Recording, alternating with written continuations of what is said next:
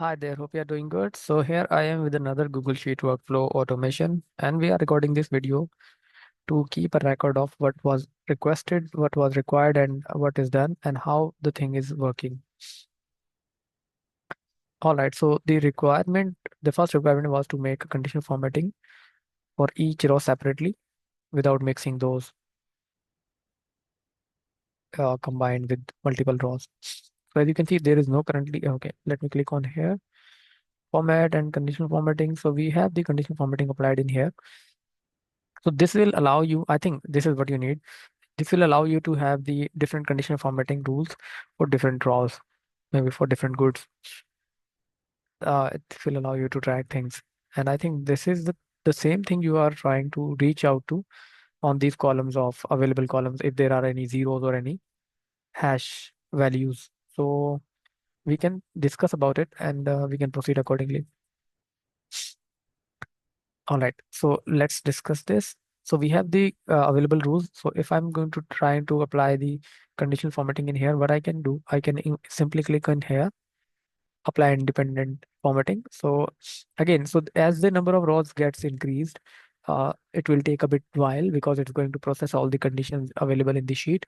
And as we are making the condition formatting separate, so yeah, it will take a bit while. So maybe 30 seconds or 40 seconds, depending on your internet speed as well. And I hope the internet speed is good on your side. All right, so this conditional formatting will get applied. This is the one thing. Then the other thing was asked that if we can create an script or something which can copy the latest available month tab and create a new tab for the next month, and then change the name to the next month and clear some fields which are out and in columns from column E2 to the rightmost column available, column DH. Okay, we need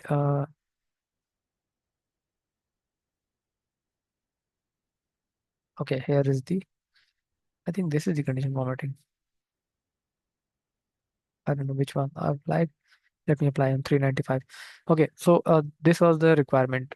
So let it complete, and then I'll show you that there are some options or the functionality I have added. So first one is the apply independent formatting, which is the same button.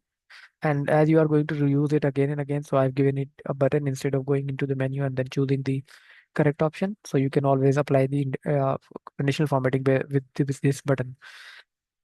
Second option is showing that apply independent formatting on all rows. So I have created this an extra script. What that is doing, I was thinking to discuss it about you that what we can do, we can apply the multiple condition formatting on all the rows so that once we are making a copy of it, the condition formatting will be there and you don't need to apply the conditional formatting for each separately. As you can see, this 395 has applied the three conditions. So I was thinking that if we can apply the three rules on all the rows beforehand, and then later on once we are making a copy of it, the conditional formatting will be there and you don't need to select a row and then apply the conditional formatting. So this is why I made this. Then generate the next month tab. This is the operation which I'm talking about. So I'm going to click on it and let's see what happens. So we have the last available tab for the March 2025.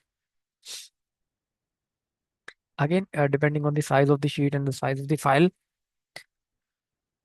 and the internet speed, it's going to take a while to process things, find out what are the uh, tab names available. As you can see, it's showing the copy of March 2025. Now it changed the name to April 25. Now it will position it on the left side. Here you can see it's here.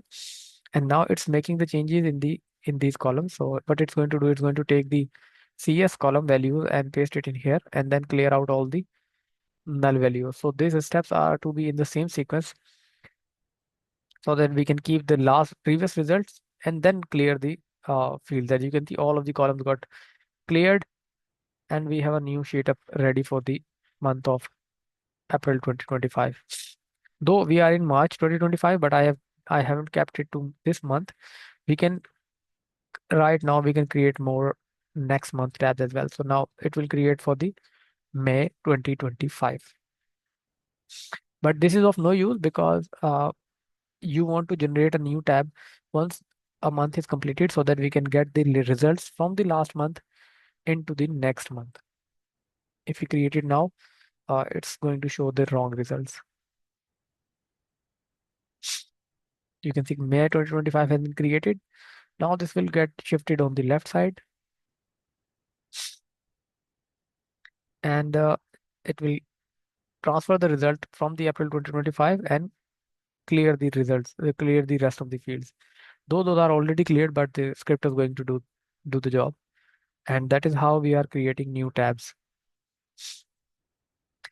Uh, okay, so I saw that there is another operation in the script was available, that it was creating the same file with it was making a copy as a test file, keeping all the protections of the sheet as well. So I have kept that code in here, given it a name, copy whole file as a test file. Then the cleanup file. So what this cleanup is doing, cleanup is going to check for all, go through all the tabs and find out if there are any more than 100 rows extra available. Because if the number of rows are more, which are empty and of no use, it will slow down the sheet.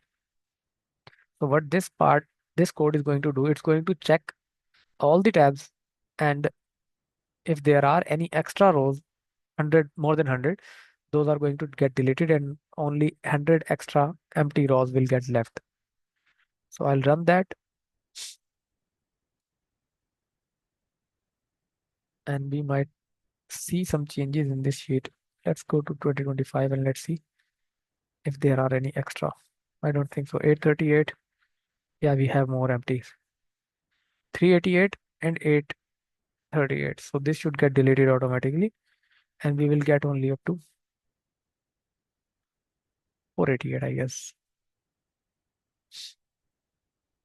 You can see extra rows got deleted and we have only 488. So this will speed up the file because you are using monthly tabs, and so many columns, almost 100 or more than 100.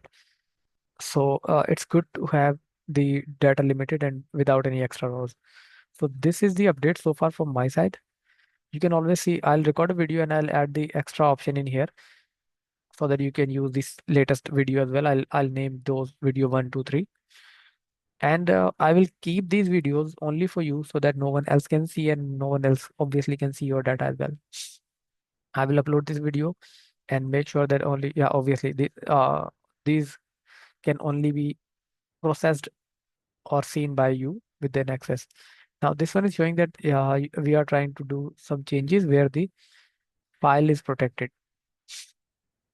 So I think there is a tab in between which is protected, and protected for changes, which I can't make change.